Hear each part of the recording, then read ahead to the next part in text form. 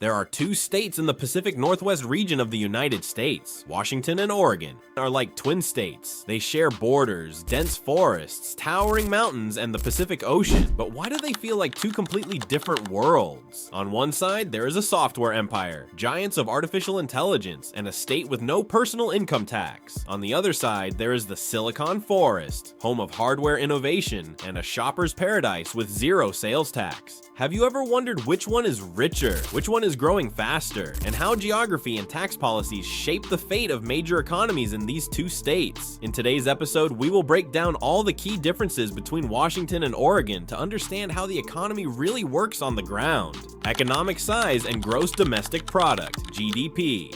Washington State is the dominant economic power in the region. It ranks 9th in the United States in terms of total GDP, with an economy exceeding $850 billion, according to 2024 data. In contrast, Oregon's GDP is about $270 billion, ranking it 25th in the United States. This huge gap is largely due to the concentration of global giants in Washington, such as Amazon, Microsoft, and Boeing, along with many other companies, making it a major magnet for capital. Tax structure, the most impactful difference. This is the factor that truly changes the game for entrepreneurs and employees. Washington State does not impose a personal income tax, no state income tax, making it a tax haven for programmers, engineers, and high-income earners. However, it relies heavily on sales tax, which is among the highest in the country, typically ranging from 8% to 10%.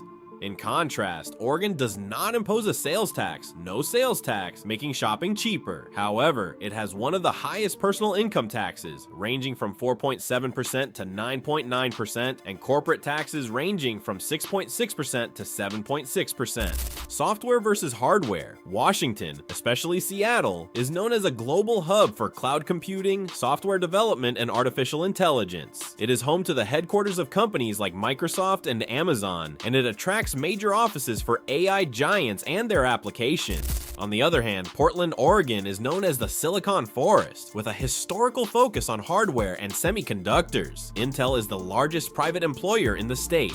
Population and demographic growth. Washington clearly leads demographically, with a population of around 8 million people. It ranks 13th in the United States by population, according to 2025 estimates. In comparison, Oregon has about 4.2 million residents, roughly half the population of Washington, and ranks 27th. Washington is growing at a much faster pace, attracting large waves of migrants, software engineers, and investors from California and around the world, making its population more dynamic and rapidly expanding. Exports and international trade. Washington is one of the largest exporting states in the US, thanks to its deep water ports, such as Seattle and Tacoma, and its proximity to Asian markets. It exports aircraft, software, and agricultural products in massive volumes. Oregon also relies on exports, but its export basket is heavily concentrated in electronic components, semiconductors, and precision machinery. If you're finding this insight valuable, consider hitting that subscribe button. Here at Real World Explained, we release 2 deep dives like this every week to help you better understand the United States and the world around us. Cost of living and real estate prices. Due to rapid economic growth, the cost of living in Washington, especially in the greater Seattle area, has become very high, averaging around $2,000 to $3,000 per month for an individual. Real estate prices in Washington average about $626,000, noticeably higher than in Oregon, where the average is around $506,000. Portland is not a cheap city, but it remains a more affordable option for the middle class compared to its northern neighbor. Agricultural production. Although both states are major agricultural producers, their crops differ. Washington is the leading producer of apples, sweet cherries, and hops in the United States. Oregon is globally known for its hazelnuts, producing about 99% of the US supply. Berries, and a thriving wine industry, especially Pinot Noir from the Willamette Valley. Education and workforce composition. Washington imports a massive amount of technical talent from around the world to fill the skilled labor gap in the tech sector. University of Washington, UW, is considered one of the top universities in the world in computer science and engineering. Oregon also has a strong university system, such as University of Oregon and Oregon State University, but its advanced tech focus does not match the research ecosystem found in Washington. Energy infrastructure. Washington has a major strategic advantage in cheap renewable energy due to the Grand Coulee Dam and other hydroelectric projects on the Columbia River. This clean, low-cost electricity makes Washington a preferred destination for data centers, which require massive amounts of power to run AI and cloud computing servers. Oregon also produces hydroelectric power, but Washington clearly dominates in this area.